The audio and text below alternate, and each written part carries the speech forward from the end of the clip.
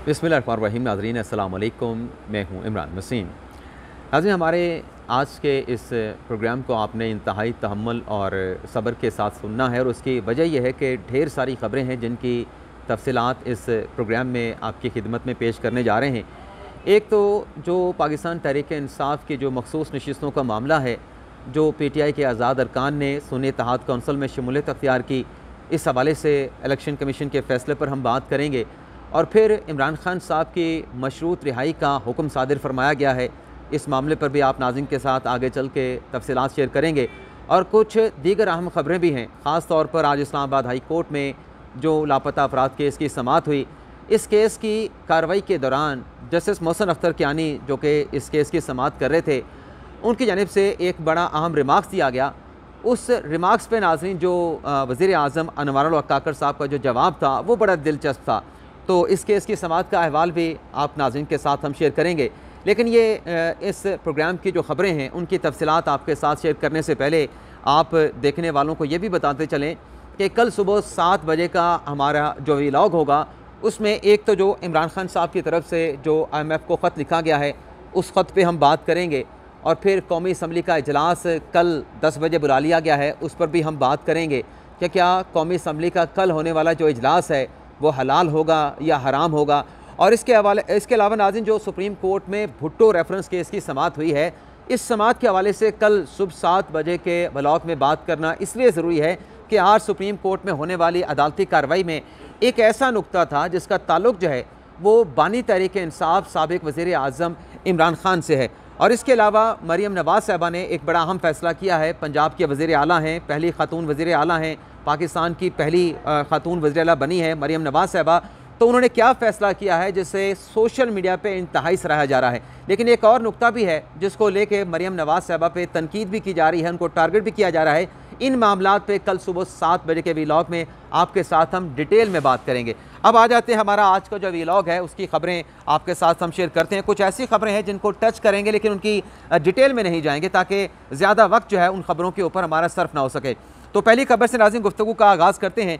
शेख रशीद साहब ने Lahore high court से रुजू किया था और वो उम्रे की अदायगी के लिए जाना चाहते हैं, लेकिन उनका नाम चूँकि ECL में है तो वो लाहौर हाई कोर्ट गए।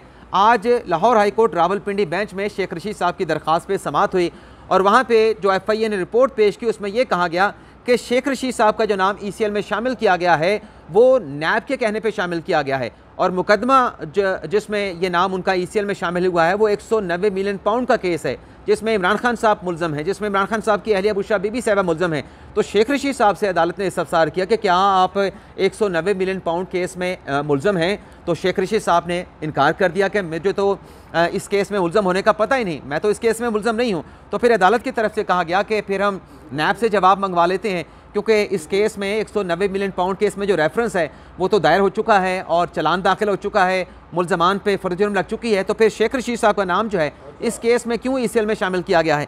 तो 5 मार्च तक जो है इसमें नैब से जवाब तलब कर लिया गया है कि ECL में नाम इस केस में शेख रशीद का क्यों डाला गया।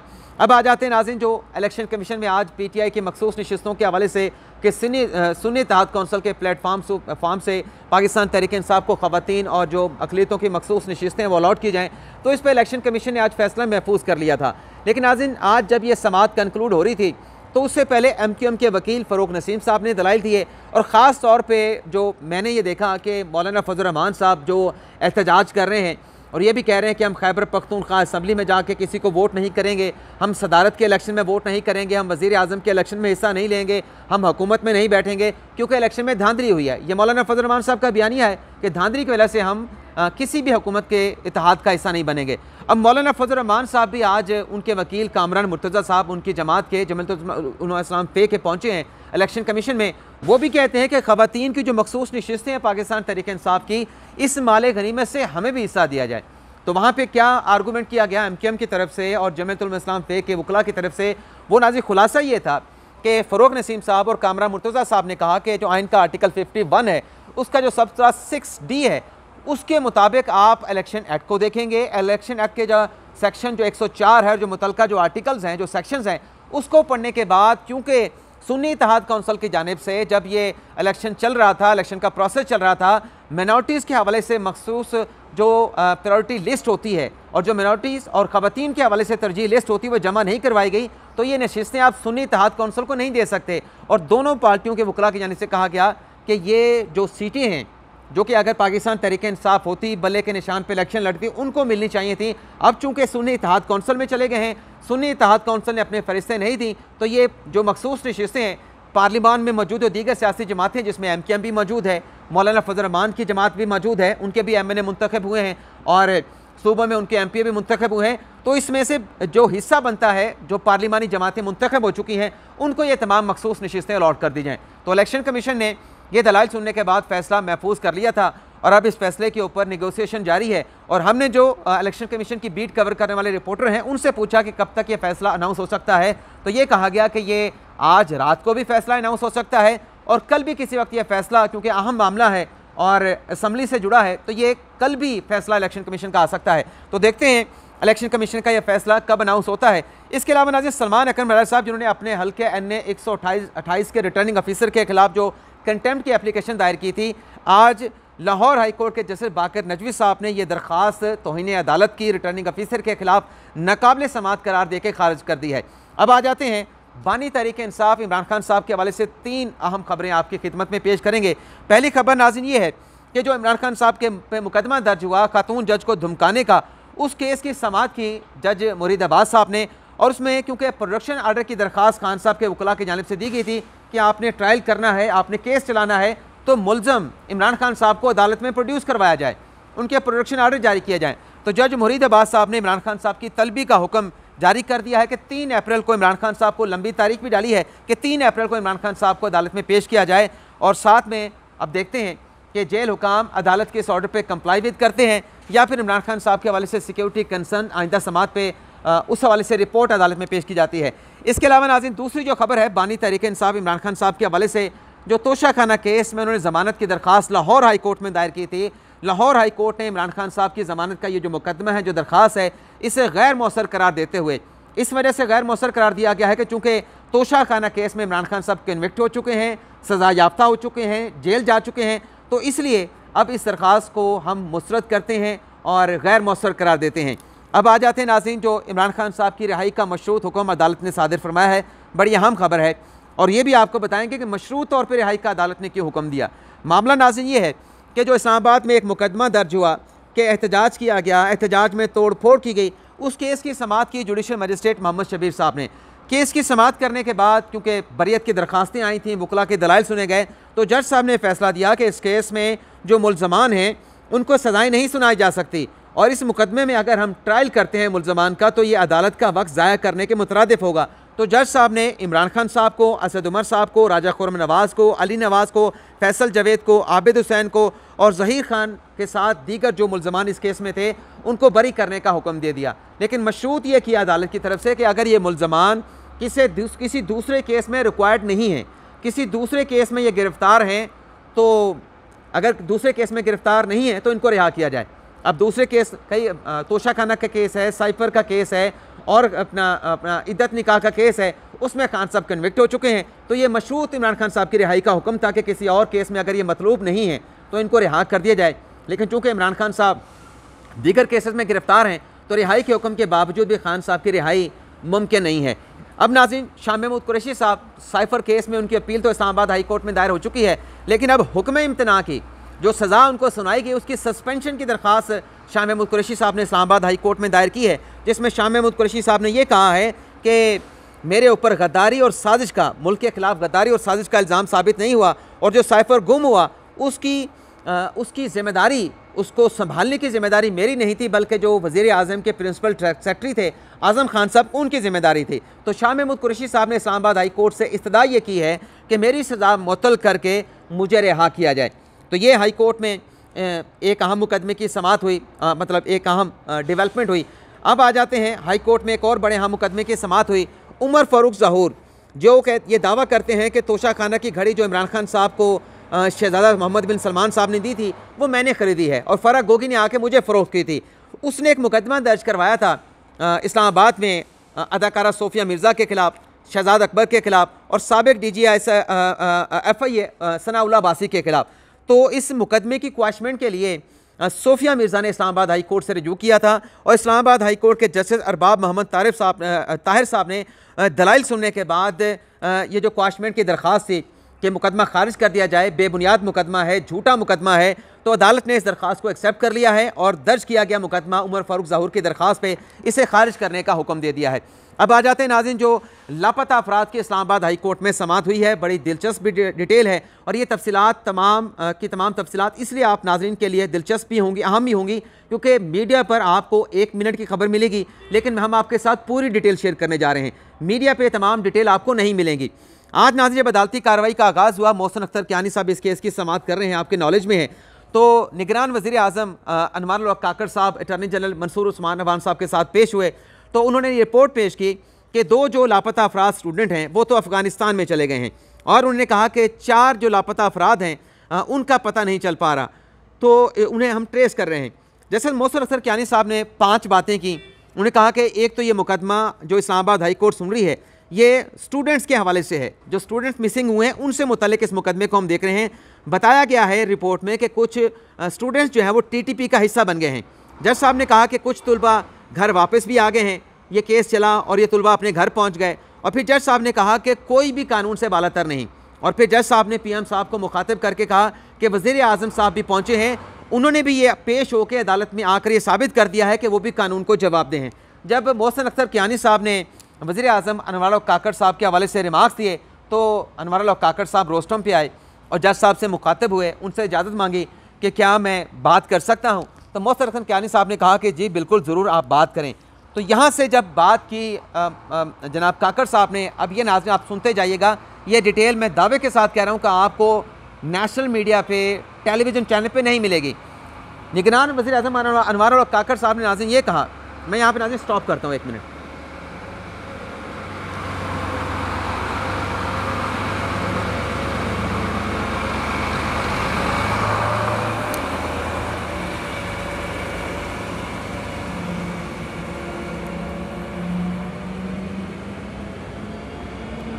वो मैंने तो स्टॉप भी नहीं कर सका। वो एक्चुअली नाज़रीन ट्रक आपने देखा कि मेरे पीछे से गुजरा है और ये यहाँ पर जो जस्टिस काजी फायसा की जानिब से फंडामेंटल राइट्स का जो मॉन्यूमेंट बना रहा है, वहाँ पे चूँकि कंस्ट्रक्शन चल रही है तो ये ट्रक या दिन रात यहाँ पे काम कर रहे होते, तो मैंने इसलिए वक्फा लिया कि ये गुजर जाए, क्योंकि शोर इसका बहुत ज़्यादा होता है।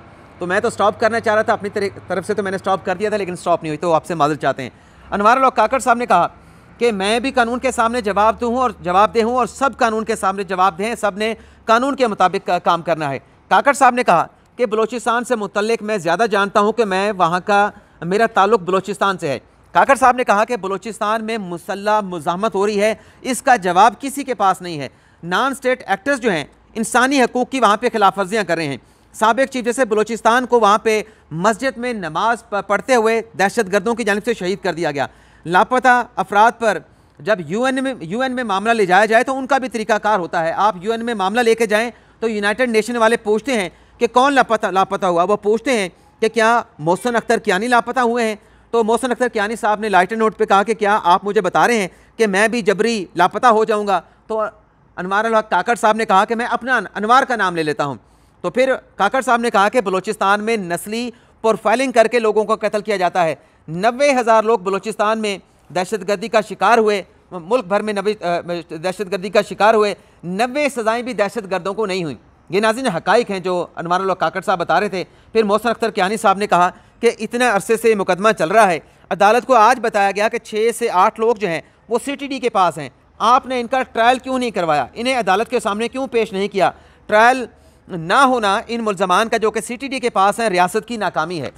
और मोहसिन अख्तर कियानी साहब ने कहा कि अदालतें बलूचिस्तान में मौजूद हैं, आपने कितने मुल्ज़मान का वहाँ पे ट्रायल कराया, कातल हो, डाकू हो, चोर हो, दहशतगर्द हो, सबको कानून, सब के लिए कानून बराबर है। यहाँ पे वज़ीर आज़म अनवार उल हक काकड़ साहब ने जस्टिस साहब के रिमार्क्स का जवाब दिया कि नहीं जज साहब ऐसे नहीं, एक मुसल्ला है, एक ने हथियार उठा रखा है, रियासत के ख़िलाफ़ उठा रखा है हथियार, और एक गैर मुसल्ला है, इन दोनों के हकूक़ बराबर नहीं हो सकते। एक कहता है कि हमने रियासत से अलग होकर अपनी रियासत बनानी है, और वो रियासत के ख़िलाफ़ हथियार उठाए खड़े हैं, उनके हकूक़ जो हैं, जो गैर मुसल्ला हैं, जो रियासत को मानते हैं, कॉन्स्टिट्यूशन को मानते हैं, उनके हकूक़ बराबर नहीं होते। जज साहब ने जब ये कहा, अपने वज़ीर आज़म साहब ने, तो अपना जस्टिस मोहसिन हसन कियानी साहब ने कहा कि अदालत ने किसी नॉन स्टेट एक्टर को तहफ़्फ़ुज़ नहीं दिया, इन अदालतों ने दहशत गर्दों को भी सजाएं दी। अदालती निज़ाम थोड़ा आहिस्ता ज़रूर है लेकिन अदालती निज़ाम काम कर रहा है।